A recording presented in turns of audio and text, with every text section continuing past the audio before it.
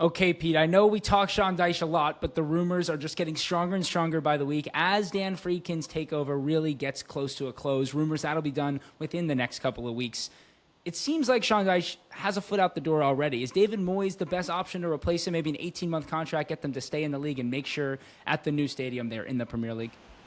Well, if Sean Dyche was to lose his job, which obviously the Freaking Group will probably make a decision once they do finalise their takeover of Everton, David Moyes, you would imagine, will be a safe pair of hands if he was to get the job at Everton. Obviously, we know his previous association with Everton, so he's still well liked by the fans for what he did at Everton. He's been one of their most successful managers in recent times, having top 10 finishes, qualified for Europe, everything else, missed out in the Champions League once when they lost in the qualifying stages as well. So David Moyes, he would tick a lot of boxes for Everton if Sean Dyche does lose his job, but Sean Dyche had a very good result in midweek against Wolves, so that was a huge lift for Sean and for everybody connected with Everton as well. But yeah, David Moyes, I'm sure, would be interested in a move back to Everton as he wants to get back into management, probably sooner rather than later, having left West Ham in the summer. And the Everton project under the new owners, I'm sure would be exciting for a number of managers as well. So David Moyes, with his Premier League experience, being out of work, so he wouldn't cost any compensation or anything else, I think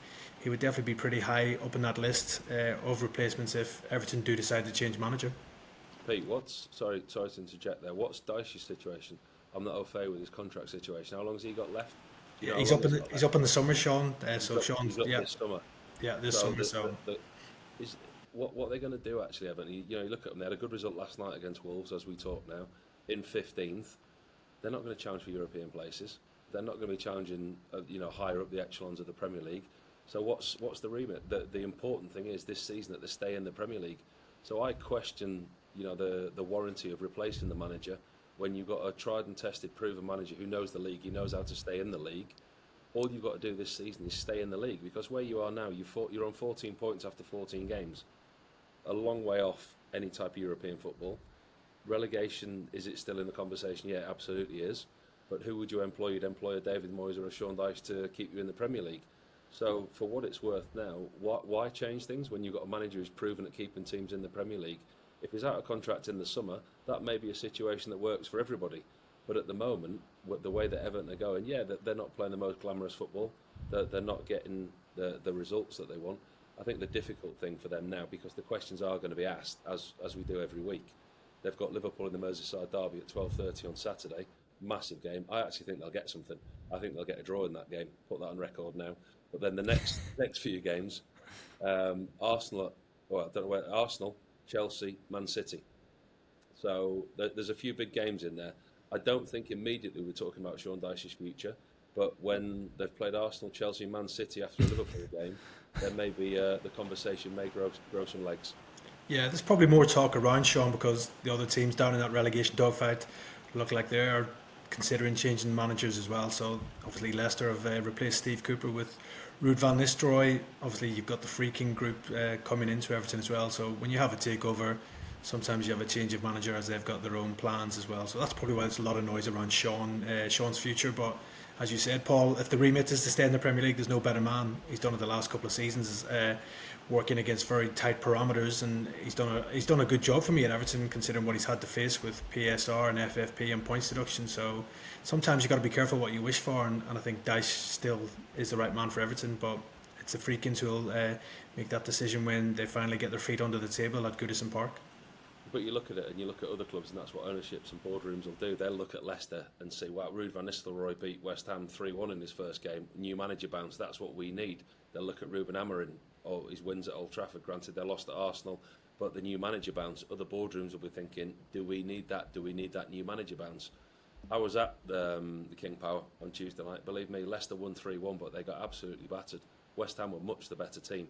So I think Leicester play Brighton this weekend, if I stand corrected. I think they play Brighton, and I think that might be a little awakening for Ruud van Nistelrooy. But look, my point is that other boardrooms will look at what other teams have done and the reaction, the wins that they've got, and think we maybe need to do that, because Premiership safety is the that's vital for everybody. Yeah, and I mean, we talked about how big of a gamble Ruud van Nistelrooy was as a signing for Leicester City. Paul, last week we talked a little bit about Eden Terzic and Sergio Conceição as also being names linked with that Everton job potentially. Do you think that's too big of a risk if they were to sack Sean Dyche potentially after these 4 tough fixtures? Another points deduction still potentially in the balance as well for Everton. You would expect them to go with somebody more tried and tested in a relegation dogfight, I'd assume. Well, if you're going to sack Sean Dyche, what are you going to look for? Sean Dyche. It's it might not be the most attractive football. It might not be the way that Everton fans want to see the team play. And I get that. And you look at the results. You look at the 4-0 against Wolves. I don't think anybody saw that coming. Scoring 4 goals at home.